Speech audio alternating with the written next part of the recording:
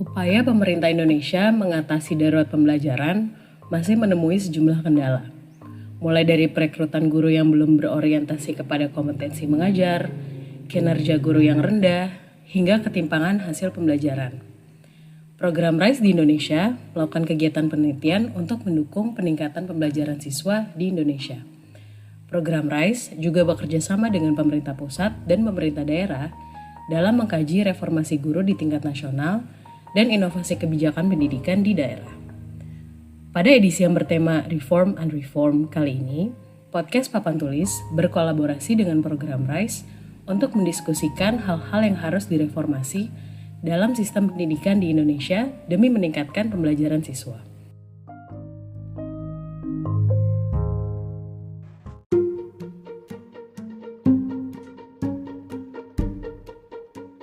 Episode dari Reform and Reform kali ini adalah apa dampak sistem rekrutmen guru terhadap kualitas pendidikan, bagian 1. Saya Anwari, host Papan Tulis.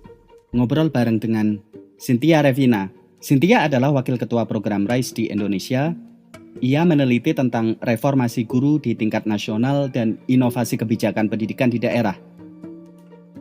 Ia menyandang gelar doktor di bidang pendidikan matematika dari University of Hong Kong.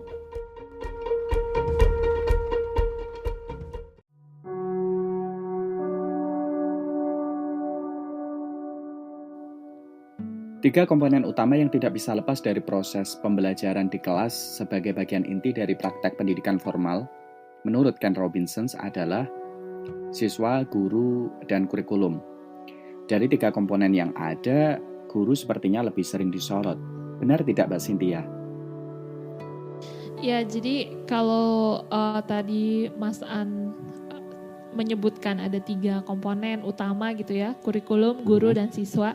Guru itu posisinya di tengah, jadi dia itu sentral. Dia sebagai fasilitator yang menjembatani gimana kurikulum ini bisa di-attain, bisa dicapai oleh siswa gitu. Jadi kalau kita menyimpulkan guru ini punya peran yang sangat penting, itu pastinya nggak akan salah karena memang guru itu posisinya sentral, ada di tengah. Nah, sebetulnya kurikulum yang dimaksud ini kan biasanya ada yang intended kurikulum, jadi kurikulum yang kementerian buat atau suatu institusi pemerintah buat gitu, atau sekolah tentukan. Ini kurikulum yang intended, yang diharapkan bisa tercapai. Tetapi pada kenyataannya kan nggak semuanya biasanya ya kurikulum yang tadi dibuat itu bisa dilaksanakan. Jadi ada yang disebut juga dengan operational curriculum. Nah, ini kurikulum yang benar-benar akhirnya bisa diimplementasikan gitu, bisa dilaksanakan di kelas. Nah, guru di sini memiliki peran yang sangat besar untuk menentukan kurikulum mana sebetulnya yang bisa dilaksanakan, bisa diimplementasikan di sekolah. Tentunya dengan bantuan berbagai sumber belajar, termasuk buku. Kita juga sering menyebut buku sebagai salah satu operational curriculum karena banyak guru kita itu kan melihat buku teks itu sebagai kitab suci nih Mas An. Jadi dianggapnya itu Bible gitu, harus diikutin bener nih, cookbook. Hari ini pertemuan ini, besok lanjut ini, jadi benar-benar gak ada yang di skip. Tadi Mbak Cynthia menyebut guru memiliki peran tengah, ibarat seperti jembatan yang menghubungkan antara kurikulum dan siswa. Melihat peran penting guru ini, artinya penting juga bagi guru untuk benar-benar memahami siswa yang ada dan memahami kurikulum yang diajarkan di kelas mereka. Betul, jadi kalau ibarat suatu konser nih Mas, guru itu harus bisa mengorkestrasi. Jadi gimana mengorkestrasi si kurikulum, si kelas, juga siswanya gitu, buat sama-sama bisa akhirnya itu kalau misalnya suara yang dihasilkan itu adalah suara yang memang merdu gitu. Nah, di sini guru ini fungsinya harus bisa melihat, mengidentifikasi, memetakan antara kemampuan individu setiap siswa yang pasti berbeda-beda dengan capaian kurikulum yang diharapkan. Jadi kalau misalnya guru memaksakan kurikulum yang saat sekarang ini kan padat gitu ya, ke setiap siswa dengan cara yang sama, itu hasilnya kita udah tahu sama-sama sekarang gitu, bahwa hasilnya nggak akan bagus. Hasilnya anak-anak ini akhirnya hanya akan belajar itu kulit-kulitnya aja gitu dari topik yang diajarkan. Sementara kalau guru seandainya mengajar itu memperhatikan perbedaan individual anak, bahwa setiap anak itu unik, bukan berarti jadi ngajarnya harus selalu individu, nggak bisa bareng-bareng gitu, bukan begitu. Tapi dalam membuat lesson plan, dalam membuat misalnya lembar kerja, dalam membuat suatu bentuk diskusi gitu, itu guru harusnya peka begitu terhadap anak-anak. Jadi bukan saya mau ngajar apa, tapi yang difikirkan adalah harusnya anak-anak saya ini seharusnya belajar apa, bagaimana sebaiknya mereka belajar, bagaimana potensi mereka untuk belajar ini bisa tercapai dengan maksimal gitu. Bukan memaksakan pokoknya anak-anak hari ini harus belajar ini nyampe sini, pokoknya besok saya lanjut lagi gitu dengan materi baru, terserah anak udah ngerti atau belum. Begitu kurang lebih, Mas. Melihat peran guru yang tidak mudah ini, berarti perlu juga membekali guru dengan background pendidikan formal yang mumpuni sesuai dengan subjek, kelas, maupun tingkat sekolah yang akan diampu. Yang sebenarnya ujung-ujungnya untuk mendorong kualitas pengajaran dan pendidikan. Ya, jadi kalau yang dimaksud oleh Mas An ini adalah pendidikan formal guru begitu ya, seperti misalnya kalau untuk jadi guru SD ya masuk jurusan PGSD katakanlah begitu, untuk guru biologi masuk di pendidikan biologi, atau yang sekarang yang lebih recent itu kan program PPG, program profesi. Tentunya kita semua setuju sangat diperlukan sekali kalau kita sebut namanya initial teacher education gitu. Jadi initial teacher education ini pendidikan bagi para guru yang kalau kita di Indonesia bilangnya prajabatan gitu. Jadi sebelum masuk ke lapangan pastinya guru-guru ini kita harapkan sudah ikut training yang cukup, sudah ikut bentuk pendidikan yang cukup dalam bentuk pendidikan S1, apalagi kalau bisa masuk ke pendidikan profesi. Nah sayangnya kan ini disparitas mutu LPTK ini sangat lebar ya. Kalau Mas An mungkin juga mengamati begitu, universitas-universitas di kita ini khususnya penghasil guru kan ada yang bagus sekali, ada yang kadang-kadang mohon maaf misalnya kelasnya juga seminggu sekali misalnya ketemunya gitu dengan dosen, tidak intensif, lalu proses assessmentnya juga kurang bagus dan seterusnya. Sementara di Jogja misalnya gitu, banyak kampus itu sangat serius dengan pendidikan guru gitu, kan beda sekali. Nah memang terkadang juga ini jadi kendala.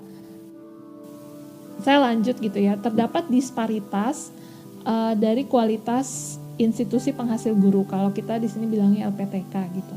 Nah disparitas ini juga menyebabkan tentunya guru yang nantinya akan masuk ke kelas-kelas memiliki kualitas yang berbeda-beda. Nah permasalahan pendidikan guru tuh nggak sampai di situ. Ternyata dalam beberapa studi kami, baik studi teacher diary, jadi kami ada studi yang melihat life journey gitu dari guru-guru muda nih di Indonesia. Kami melihat ternyata setelah lulus S1 bahkan setelah lulus PPG begitu, pas datang ke sekolah, kenyataan di sekolah itu kan terkadang berbeda dengan apa yang kita pelajari di kelas, atau waktu PPL yang sangat singkat itu kan kadang-kadang dengan anak-anak itu masa bulan madu misalnya gitu.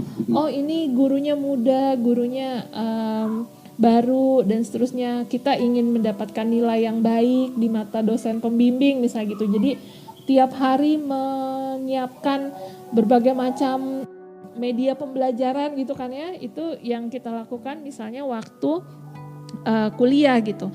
Tapi setelah mengajar menjadi guru kelas di sekolah gitu setiap hari kan juga dengan tugas-tugas administrasi yang numpuk gitu, terkadang guru-guru ini nggak lagi memperhatikan idealismenya untuk kualitas pembelajaran, tapi yang dilihat pokoknya hari ini saya ngajar, besok saya lanjut lagi ngajar begitu. Jadi memang pembelajaran yang harusnya ada itu guru tidak berhenti saat dia lulus di initial teacher education itu, tidak puas di situ. Harusnya tetap berusaha mengembangkan diri, berusaha untuk melayani pendidikan yang berkualitas, itu berkesinambungan gitu Mas. Tadi Mbak Cynthia bercerita sedikit tentang LPTK dan universitas sebagai wadah akademik dan pendidikan formal untuk calon-calon guru. Tetapi sebelum lebih lanjut ke mempersiapkan guru melalui pendidikan tinggi dengan isu-isu rekrutmennya, kita coba lihat siapa dulu yang bakalan masuk ke jurusan pendidikan atau ke fakultas keguruan dan pendidikan, kalau bukan lulusan sekolah menengah atas dan setingkat. Bagaimana input yang ada terkait hal ini? Oke, jadi ini kan ada input, ada proses gitu ya. Ada input saat dia lulus SMA, kemudian memutuskan masuk ke universitas jurusan pendidikan, tadi jurusan keguruan, dengan proses saat dia dididik menjadi guru. Nah, sebetulnya ini dua masalah ini saling berkaitan gitu. Tentunya di negara-negara lain kita sering dengar guru itu salah satu pekerjaan favorit, katakanlah di Korea Selatan begitu. Guru itu salah satu pekerjaan favorit, jadi guru dengan jadi dokter itu sama bangganya gitu. Jadi banyak lulusan-lulusan terbaik dari SMA itu memilih profesi sebagai guru. Nah, di banyak negara memang guru ini sayangnya termasuk di Indonesia itu kurang bangga gitu ya Mas An kalau akhirnya memilih jurusan keguruan. Bahkan saya dulu pernah mengajar di salah satu kampus swasta, LPTK swasta di Jakarta. Itu kebetulan di kampus kami itu jurusannya macam-macam, dari jurusan kedokteran, jurusan teknik gitu, sampai jurusan PGSD ada. Nah itu mahasiswa saya sering cerita gitu, Bu, saya minder kalau bilang dari jurusan pendidikan. Jadi kadang-kadang dia ngakunya jurusan psikologi misalnya atau jurusan yang lain karena saking gak pedenya gitu. Nah tentunya ini mempengaruhi ya kalau inputnya saja jelek. Misalnya kita tahulah banyak studi bilang sudah lulus SMA tapi pelajaran SD aja sebenarnya nggak lancar gitu, nggak bagus. Kalau kami di RISE suka ada bercanda gitu, Mas kamu tahu nggak caranya menghitung 1/3 dikurangi 1/6 itu caranya gimana? Nah kalau orang bisa menghitung 1/3 dikurangi 1/6, kamu pinter, kalau enggak berarti kamu sekolah SD aja nggak memperhatikan gurunya gitu, nggak, kok bisa lulus SMA gitu ya, padahal 1/3 dikurangi 1/6 nggak bisa. Nah sayangnya coba kalau kita lihat ke LPTK bisa jadi nih guru-guru, calon-calon guru kita ini juga nggak bisa tuh jawab pertanyaannya anak-anak RISE gitu yang 1/3 dikurangi 1/6 itu. Tingkat numerasinya juga memang rendah begitu. Itu sangat disayangkan, padahal idealnya memang yang menjadi calon-calon guru ini adalah calon-calon guru terbaik. Nah hal ini mungkin di universitas-universitas tertentu baik negeri maupun swasta itu nggak jadi masalah karena calon-calon guru ini kan masuk lewat SNMPTN, jalur undangan dan seterusnya. Jadi mahasiswa-mahasiswa terbaik gitu yang masuk ke situ. Nah itu masalah input di mereka selesai. Di banyak kampus, di banyak LPTK masalah input itu sangat menjadi masalah, terutama mungkin di swasta ya. Karena berhubungan dengan intake, mau cari murid dan seterusnya itu belum selesai kalau permasalahannya input. Nah itu mungkin kita harus pikirkan bersama gitu. Dari penjelasan Mbak Cynthia sebenarnya muncul pertanyaan. Lalu bagaimana cara menarik lulusan terbaik untuk mau masuk program pendidikan calon guru, katakanlah begitu? Ya, tadi yang saya sampaikan kalau di Indonesia itu profesi guru itu kan belum menjadi profesi yang membanggakan, terutama untuk lulusan-lulusan baru itu ada momok menjadi guru honorer. Nah, momok menjadi guru honorer itu sampai dulu waktu saya lulus Mas pertama kali sampai ada yang bilang gitu ya, kamu hebat kalau jadi guru honorer, bisa gaji UMR gitu. Lulus sekolah bisa dapat gaji UMR. Padahal teman-teman saya yang kalau jurusan perbankan, jurusan psikologi itu udah pasti itu bisa gaji UMR. Kok saya kan sekolah sama-sama susah gitu, sama-sama menghabiskan waktu juga 4 tahun saya sekolah, saya jadi sarjana. Kok nggak bisa dapat upah yang decent misalnya gitu, remunerasi yang decent. Nah itu momok itu sangat nyata Mas untuk lulusan keguruan nih. Kalau para pendengar podcastnya itu guru pasti relate banget. Jadi mau pas lulus dari S1 keguruan itu gaji sebagai guru honorer itu boleh dibilang nggak cukup buat bensin juga gitu. Jadi memang disparitasnya apalagi dengan pekerjaan yang jumlahnya sama dengan guru PNS, itu guru PNS gajinya jauh lebih besar. Nah itu kadang-kadang memang menjadi satu hal yang menjadi momok, menakutkan sehingga orang enggan gitu untuk masuk ke profesi ini. Saya rasa itu salah satu faktor yang cukup signifikan ya. Berarti narasi tentang profesi guru di masyarakat ada yang perlu diluruskan, melihat tadi kayak pentingnya bahwa pendidikan itu penting untuk katakanlah human development. Terus guru memiliki peran penting untuk mendorong peningkatan kualitas pendidikan. Betul. Ya, jadi padahal nih ya kalau kita lihat di sekolah-sekolah swasta, kadang kita melihat gurunya pintar banget misalnya gitu. Anak-anak yang dihasilkan juga bagus gitu. Ini swasta yang katakanlah kadang-kadang kita bilangnya bahasa sehari-hari kita bilangnya swasta mahal gitu, padahal mahal nggak jaminan ya. Swasta yang berkualitas bagus lah, karena swasta juga disparitasnya lebar, ada yang kualitasnya juga memang di bawah dari sekolah negeri gitu. Nah seandainya guru-guru kita ini memiliki kompetensi yang baik misalnya gitu, pasti kan berharap dia juga mendapatkan remunerasi yang baik. Nah kalau di sekolah swasta itu ketemu gitu demand sama supply. Kalau di sekolah negeri kadang-kadang ada anggapan saya mau ngajar bagus, mau ngajar jelek, yang penting itu status gitu. Status saya guru honorer atau guru PNS gitu kan. Nah jadi kalau dibilang narasi di masyarakat harus diluruskan, sebetulnya ini yang harus diluruskan itu sistemik gitu, nggak bisa dari kita aja. Memang sebetulnya kan dari pemerintah sendiri sudah menggaung-gaungkan ya kalau kita tuh harus mengembangkan human capital segala macam, harus human development, tapi memang pada kenyataannya pendidikan itu belum mendapatkan posisi yang penting gitu ya di masyarakat kita. Bahkan cenderung pengennya pendidikan itu gratis, kalau bisa jangan bayar sama sekali. Ya kan Mas gitu. Totally. Orang tua rela deh kalau kredit motor lagi setelah padahal udah punya motor di rumahnya, kredit motor baru, tapi untuk bayar misalnya untuk membeli buku pelajaran saja itu sulit. Jadi memang masyarakat belum menempatkan pendidikan di posisi yang penting gitu. Nah apalagi untuk melanjutkan pendidikan ke yang lebih tinggi. Jadi memang dari kesadaran masyarakat sendiri belum ada, terus dari komitmen sistemiknya juga ya pemerintah misalnya tentang manajemen guru ini, guru ada dualisme di honorer dan PNS, itu makin memperparah, menjadi momok, tadi saya menyebutnya begitu, bagi calon-calon guru terbaik untuk masuk ke profesi ini. Jika kita berbicara tentang sistemik, kita tidak bisa menyelesaikannya lewat satu pintu saja.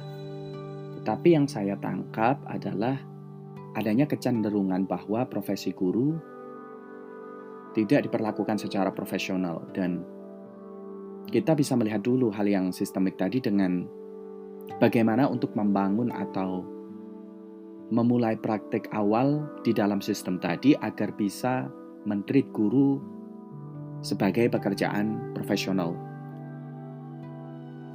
Ya, jadi tadi saya sampaikan kalau di sekolah swasta katakanlah ya, manajemen gurunya itu sudah cenderung lebih bagus. Jadi memang kan banyak juga lulusan dari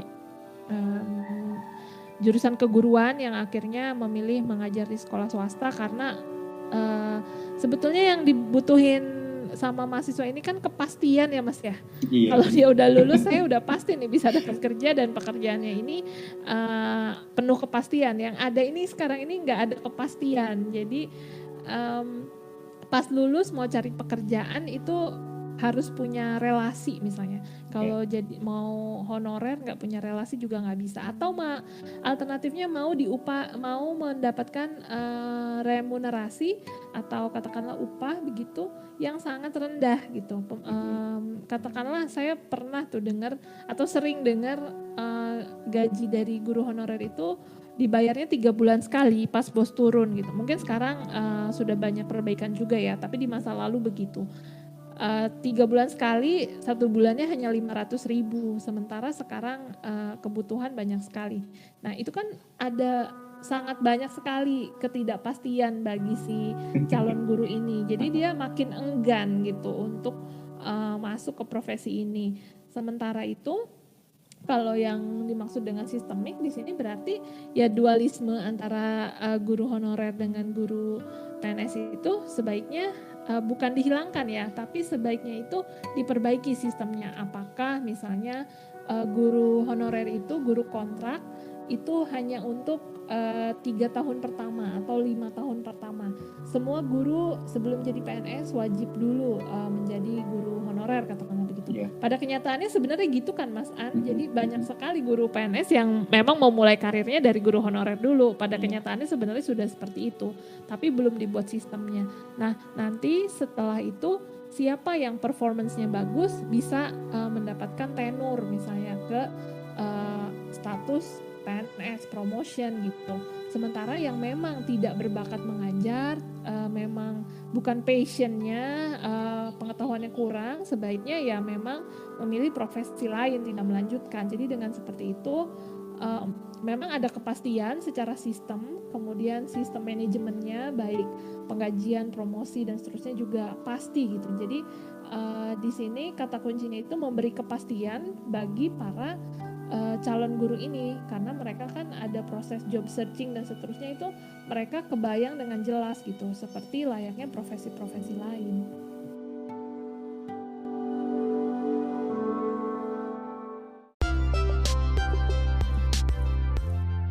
Terima kasih telah mendengarkan Reform and Reform. Ikuti terus diskusinya melalui podcast Papan Tulis dimanapun Anda mendengarkan podcast.